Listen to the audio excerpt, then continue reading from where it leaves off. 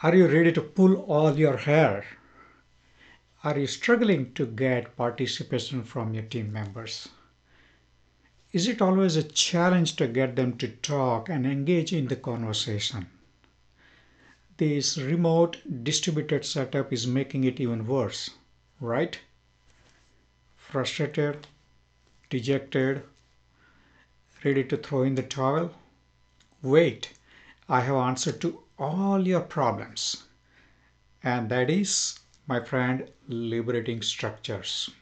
Want to learn what they are, why use them, and how to get started? Stick around and join my conversation with a dear friend of mine, Ab from Netherlands.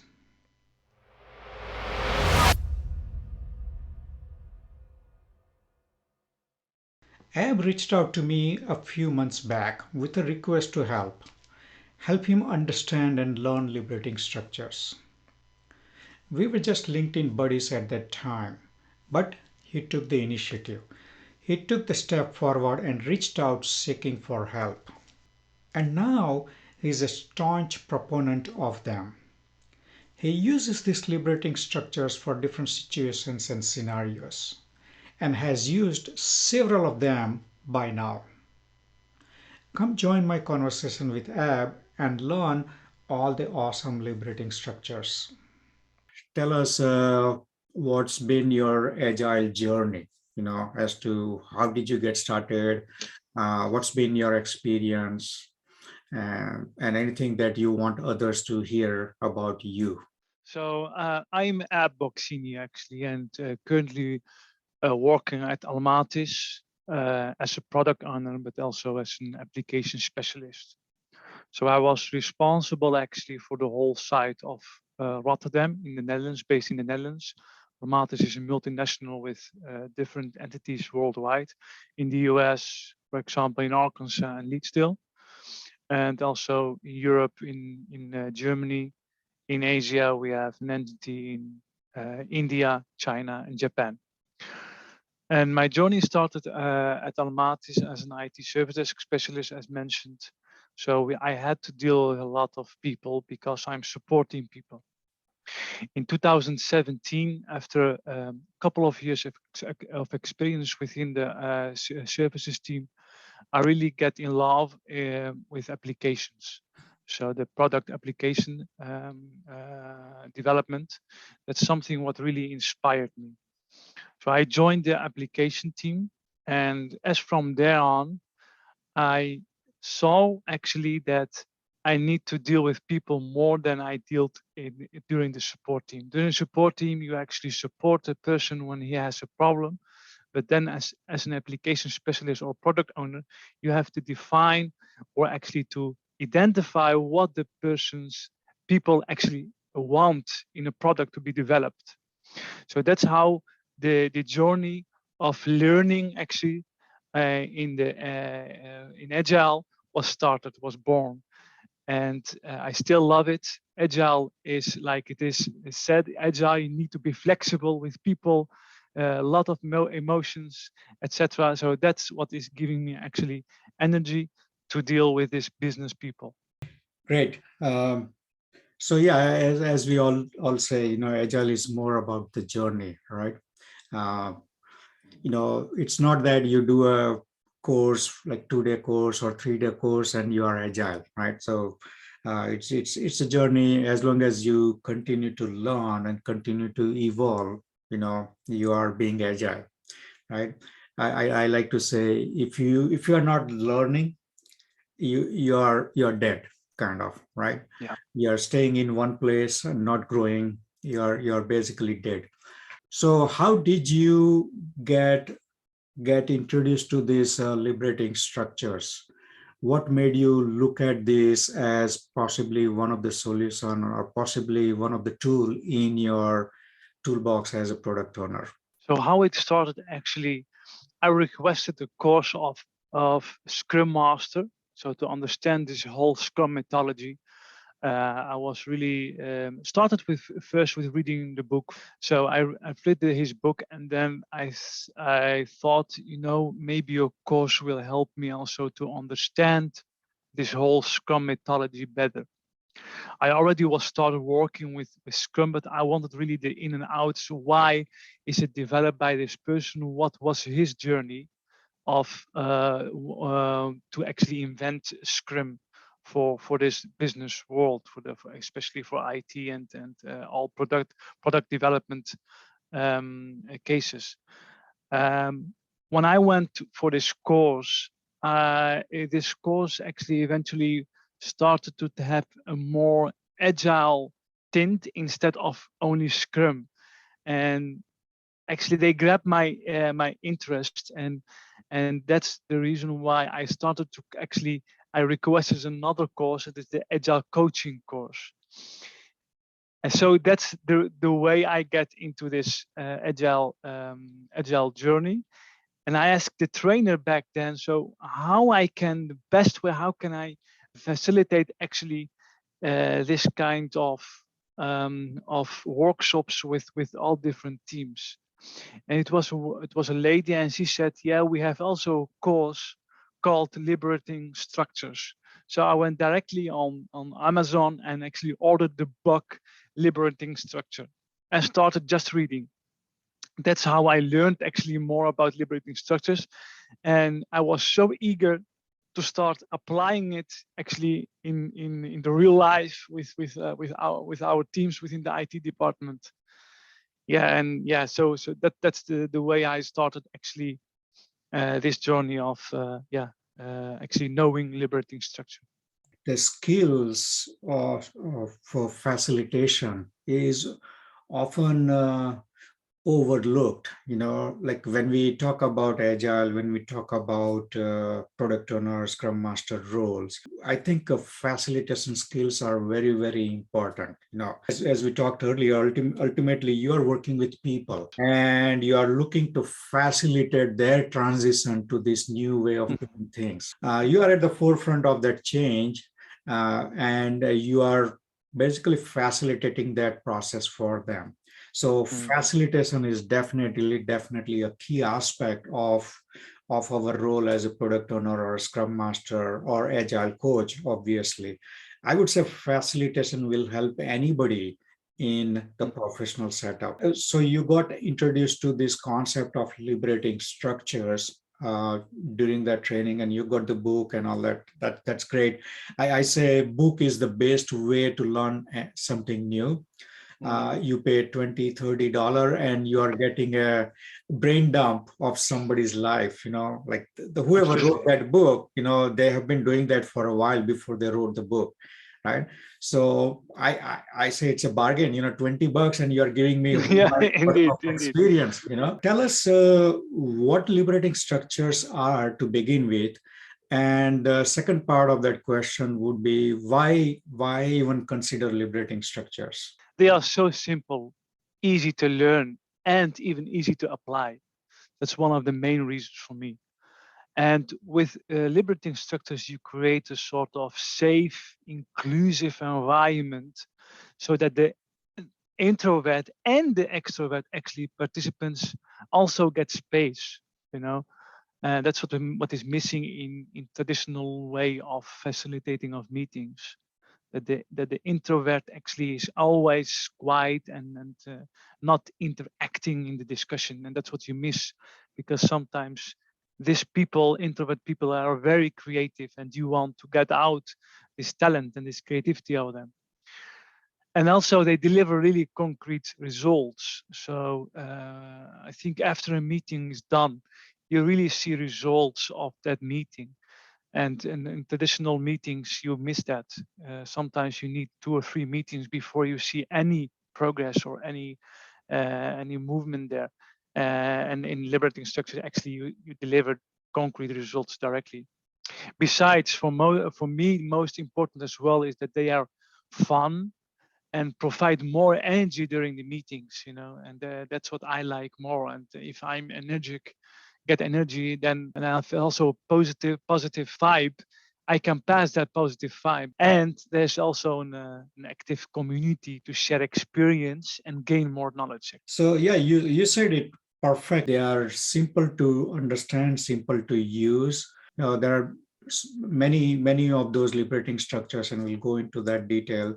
But what I tell people is, look at this as just one of the tool in your toolbox. You are not going to learn everything in one go. Consider them as experiments, right? So go read one liberating structure and bring it back to your team. Apply it in whatever you are doing and see the results, and let the results speak for themselves, right? As you said, they do bring results. In fact, when I coach agile teams, I tell them throw away all the meetings, throw away the word meeting from our dictionary, right? Now on, instead of meetings, what we are going to do is we are going to have collaborative working sessions. When you send me meeting invite, it has to have a name of the facilitator as to who is going to facilitate that and what's the agenda. Doesn't have to be fancy, just give me 3 bullets so I know what we are discussing, and then I can prepare that way. So a lot of benefits to the liberating structures, definitely. Is there any personal story that you want to share? How did you get started on this? Um, and and if you can share some of the stories from your personal life. So one of the amazing stories, actually, when I saw a lot of benefit out of the applying actually liberating structures, is back in end of 2020. We had a high turnover of people within the IT department. We hired a new director IT. We had a new service desk team member in Rotterdam. We had a new engineering team member in the infrastructure team. We had some other service desk team members in other locations. So it was really a high turnover of people, especially in the IT services team and also the IT infrastructure engineering team. And you can imagine if those two teams not working very good with each other, it can impact the services towards the business. And back then, the director IT actually came to me. I was already promoted to the application product owner and application specialist role. But the new director IT knew that I had also a very nice experience in the services team and the engineering team. So he came to me actually and asked me up, can you help me out to actually have more better cooperation between the IT services team and IT infrastructure team. So yeah, I was really amazed that he came to me, because I'm not an experienced facilitator and also not an experienced agile coach, so-called. But still, I accepted that offer, and I was really eager to improve those teams. So what I did first, I'm really a person who likes to plan. And I always say, if you not plan, you plan to fail, actually. And so I started with a plan together with the director IT. I set up my first liberating structure meeting with him, just 2 of us, and used the storyboard. So what I did, first step is actually to create a sort of decision tree of different situations, like trust, common goal, open communication, etc. Because that are the situations that are very important, actually. If those aspects are not within the teams, then we have already problems. But first start with trust. And also before trust, there is another aspect, and that is safety. So people need to feel safe during this kind of workshops that I was organizing. But that's what I started with, a decision tree. And based on the decision, on the aspect, on the situation, for example, trust, I nominated a couple of the liberating structures methods. And those I applied actually in the workshops. During the first meeting, what I did, so the first liberating structure I used actually was conversation coffee, actually. And I liked that one because it was really an open conversation with people, and also within the conversation cafe, I also applied the 1, 2, 4 all. So I made a combination of 2 in one workshop. First, I shared my story, because what I identified that the comfort, but a lot of people, so old people who are working really a long time in the company, are still in their comfort zone. They are still stick to their routine, and the new guys are eager to change, etc. So that actually caused a lot of clash between the new people and the old people who are already for more than 10 years with the company. And I shared with them my story of failure, because I identified that people don't like to fail.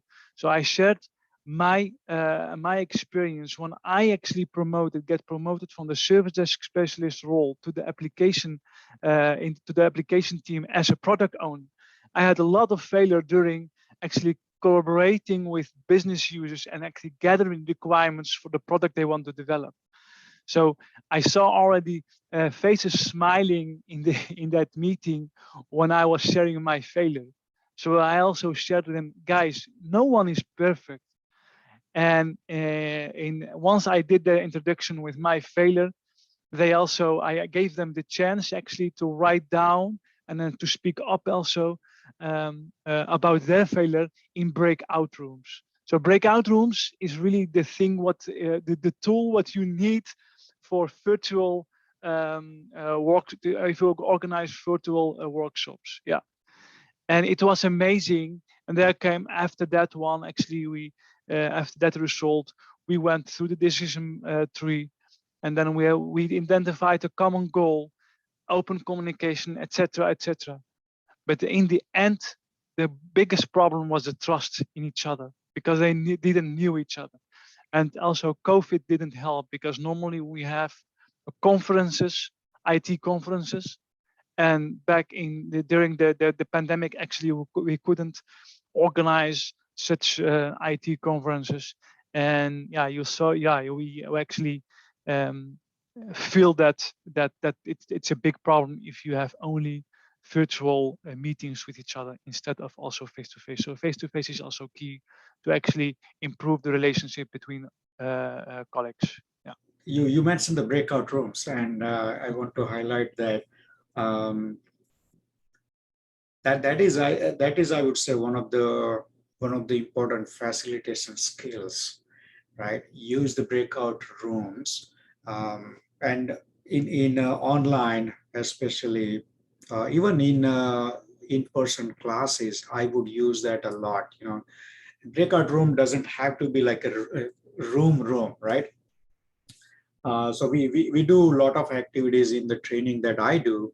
And I have a rule of thumb that I shouldn't be talking more than one Pomodoro at any given time. So I speak for maybe 15, 20 minutes, and then we go into some activity, right? And when we do the activity, we go into this breakout room where, you know, every team, like we create teams within the classroom, every team or group of people will go into some corner of that room, and that becomes their breakout room. But the concept is very, very useful and important, right? So with breakout room, you're making those smaller groups where all this important conversation can happen, and that happen in a safe environment. Thank you for sharing your story. You mentioned a couple of liberating structures, conversation cafe, awesome structure. I say 1, 2, 4 all is kind of a Swiss knife. You know, you can use it in any place, Indeed. in any situation, you know. And the beauty of these liberating structures, as you said earlier, all of them are very simple, easy to understand. And also you can easily combine them as you did, you know, hey, I want to take that conversation cafe and that 1, 2, 4 all and mix that up. So that's the beauty of it. Tell us a little bit more about how one goes about using these structures. Yeah, so 1 to 4 all actually I'm using most often, because you can come unprepared to the meeting, to a workshop, and just start the meeting, start brainstorm with each other. with this liberating structure. And the nice thing is actually you start with an introduction. You start with introduction of the what is the goal you want to achieve at the end of the meeting, at the end of this workshop. What do we want to achieve? For example, I'm sharing a problem statement, and sharing this problem statement actually you start with I also use Miro, so maybe for as a tip also Miro is very nice thing to have a board where you all work in virtually. So that's what I'm starting with Miro. Everyone actually starts with a solution or thinks about the solution for this problem statement. Write it down on a post-it on a virtual board like Miro, or you can use any tool. You can even use a shared PowerPoint presentation, for example. It's also possible for the ones who don't like to use Miro. And as from there on, you start with the structure. Then you have breakout rooms where you go into pairs. They will discuss each other's solutions and come out with a better solution. So you improve actually your initial solution, and then you go into foursome, and in a foursome also you improve the solution of the pairs. And in the end, we actually discuss per foursome the solution and choose one or two of the solutions to apply or to experiment with in the real life. So to actually solve the problem we initially started with.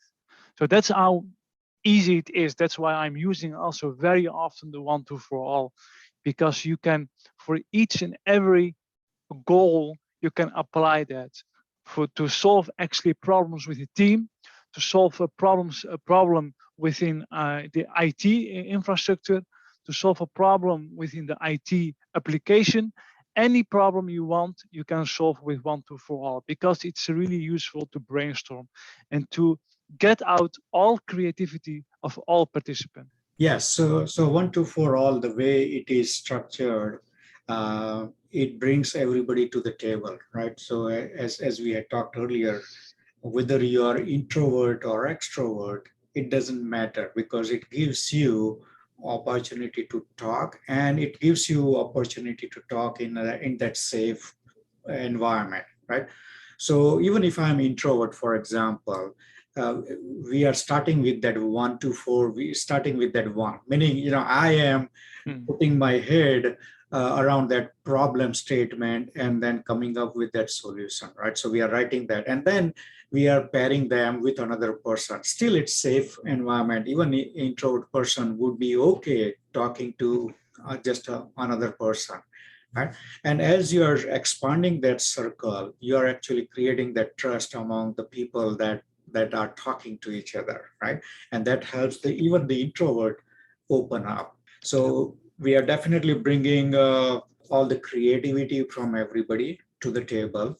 It creates the trust, and it actually ends up in coming up with a solution that is much better than any one person kind of thinking about it. 1, 2, 4 all, as you said, yeah, we can use it in pretty much every situation. Very easy to use, very easy to get started. You don't need any tool as such. If you're doing it remote, yeah, you can use a tool such as Miro or the shared PowerPoint, as you said. If you are in person, just use the whiteboard or even a wall, and that's perfectly fine. Couple of stickies and a wall. Give me that, and I'll get you the best result. So we talked about Conversation Cafe. We talked about 1, 2, 4 all. Are there any other liberating structures that you have used? Yeah, and one actually I used what identified that the trust was lost within the team was heard, seen, and respected. But it was really amazing. Heard, seen, and respected. Actually, you are sharing story where there's a moment where you're not being heard, not being seen, and not being respected, and that allows the other person actually to also listen carefully to the story of the storyteller. And I think I always learned that we got 2 ears and 1 mouth, what means we need to listen twice more than we're talking. And mostly what I actually see in the real world, that people are talking more than listening. And this liberating structure actually changed the mind of the people, and they actually are investing time in listening more than talking. And that's one of the most amazing, actually, liberating structure, what I see directly benefit and change of mindset of people and change of behavior. Another liberating structure, what I also used, and I really appreciate your help for this, is what I need from you. Because besides this empathical relationships between participants and team members, we also have work to do. And that is what I need from you, very important. And what I need from you, I use that actually between those 2 teams, but also within the management, because I saw that a lot of complaints also go towards the management. So I made a board, actually not made it, but I stole it. I landed from Unimesh, from your amazing website. So I had a conversation with you how to deal with that. So I used your board, your storyboard, and let all the participants from different teams, or one of them who is actually talking on behalf of the team, he's sharing what they need from, for example, from the management team. And also what, for example, the service desk team needs from the infrastructure team, and also vice versa. And that turned out into action points. And this action items actually, a couple of action items, what are actually delivered. Some action items you need, for example, more resources, etc. That's not into the budget, but actually we were focusing on the quick wins. So what could be changed now that will really benefit the team? And that kind of action teams we actually executed, started the project out of it. And yeah, they are very happy now with the results. Yeah. Great. Yeah, you're absolutely right. Like these are not just fancy structures, right? They lead you to the results that we are looking for, right? But these structures are more about giving us the tool, giving us the structure, if you want to call it, to facilitate that conversation with the group, with the team.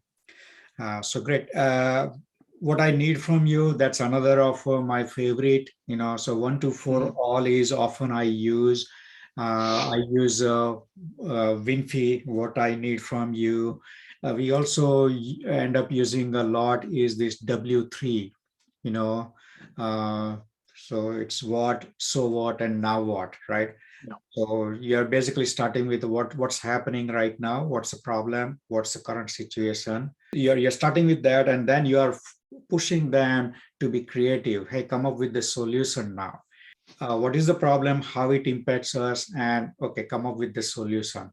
And going back to mixing and matching, when I use this W3, right, the last part is, okay, what can we do to improve this? And along with that, I also kind of mix that 15% solution, right? So we are not going to improve the situation 100% now, but is there a small change that we can do that will give us that 10, 15% improvement? That's all we are looking for right now.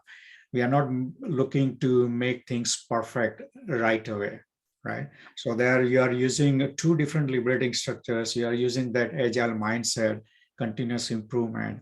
So yes, these liberating structures are very, very useful. They make the conversations much more lively and much more collaborative. How can someone get started?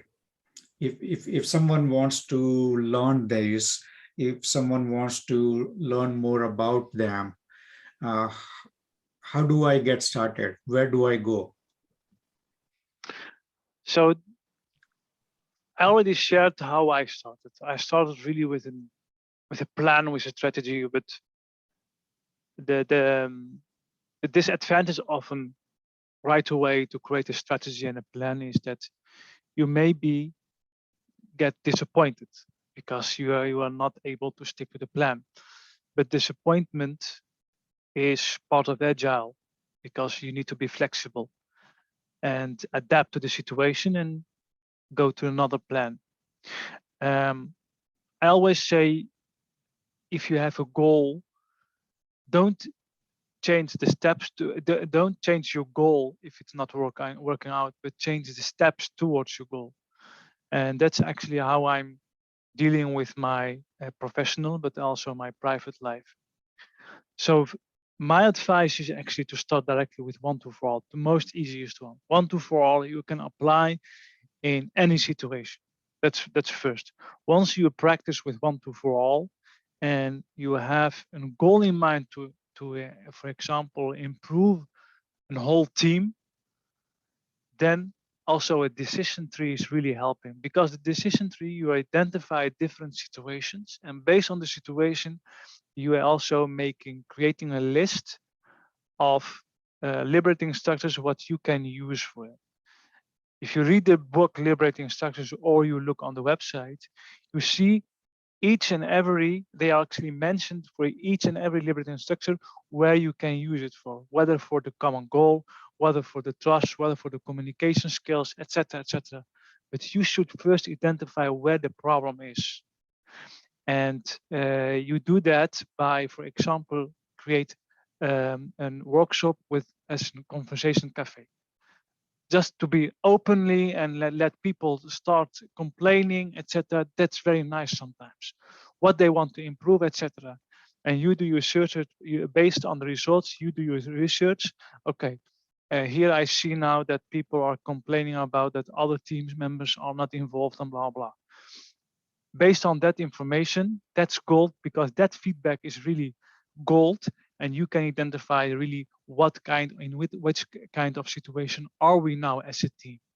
If we are not yet reached the trust, then we need to start with that, because without trust and without safety, if people are not feeling safe, they will never speak up openly. So forget open communication then.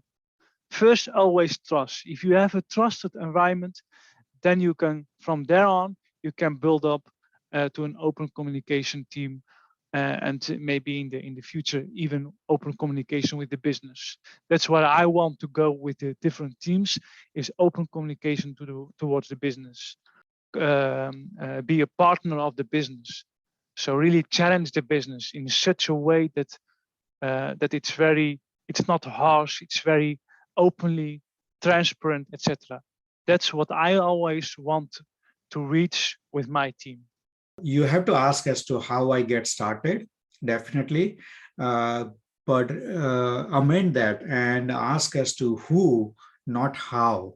You want to look at how as to what are the steps, but also extend it and ask yourself question as to who can help me get to that quicker, right? And that's what, in fact, in our case, that's what ended up happening, right?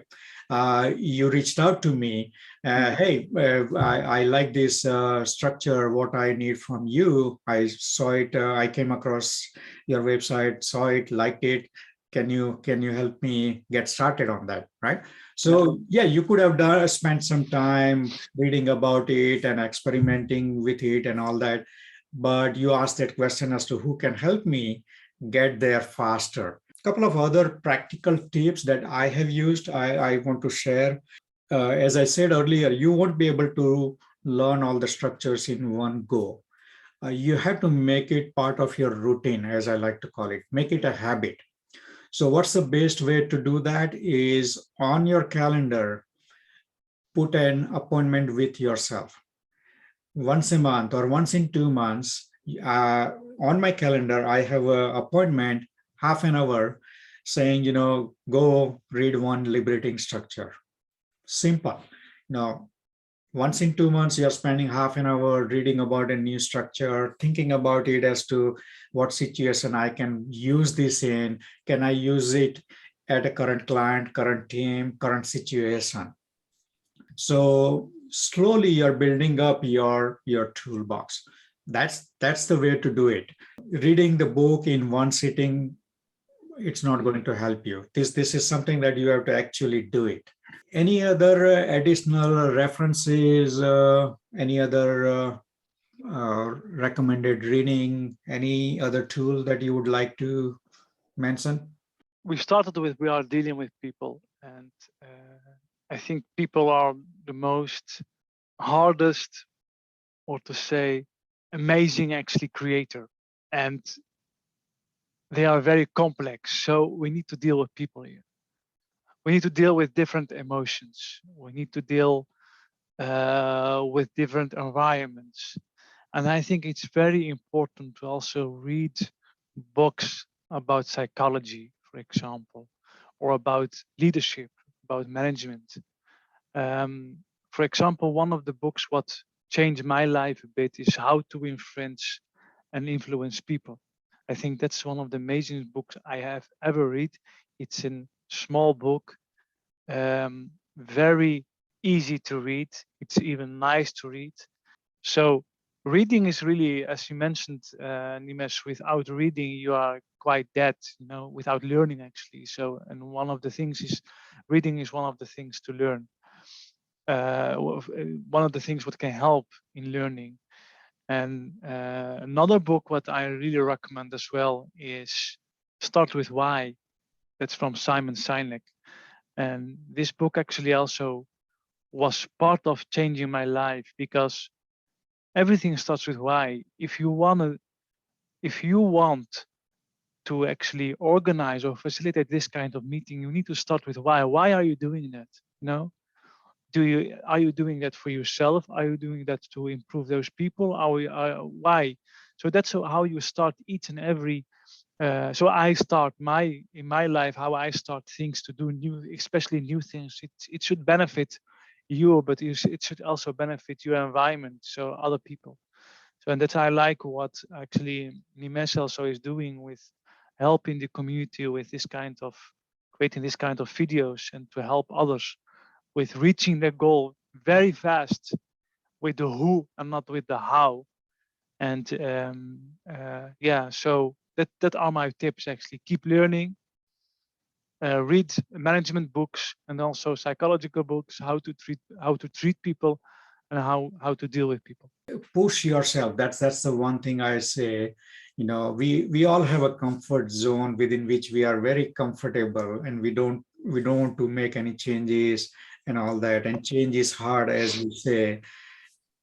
But push yourself and go out of that comfort zone, even if it is little bit. You know, slowly you are expanding that comfort zone, and that's how you learn. That's how you grow. As they say, the growth happens outside the comfort zone, right? So yes, definitely go read about it, reach out to others who have done this, who have taken this journey before you, and learn from them. And the other thing I say is oftentimes we are holding ourselves back, right? Um, you took that first step of reaching out to me, right? Oftentimes people will just wonder, hey, that guy might be very busy and won't answer me, so I better not send an email. So you set yourself up for failure, by doing nothing, right? So at least take that chance, send an email, and you'll be surprised how many people are open and willing to share that knowledge and experience. There you have it. Want higher engagement and participation among your team members? Want, want better communication and collaboration? Use these liberating structures. To summarize, we talked about 6 different liberating structures in this session: the conversation cafe, the storyboard, 1 2 4 all, heard, seen, and respected, W3, and 15% solution. Of course, there are many more structures for you to explore and experiment. It's your turn now. Go out, get the book, get the app, or read the website. Read about one structure at a time. Read about the structure, use it in the next activity that you do with your team. And Don't forget to share your experiences in the comment below.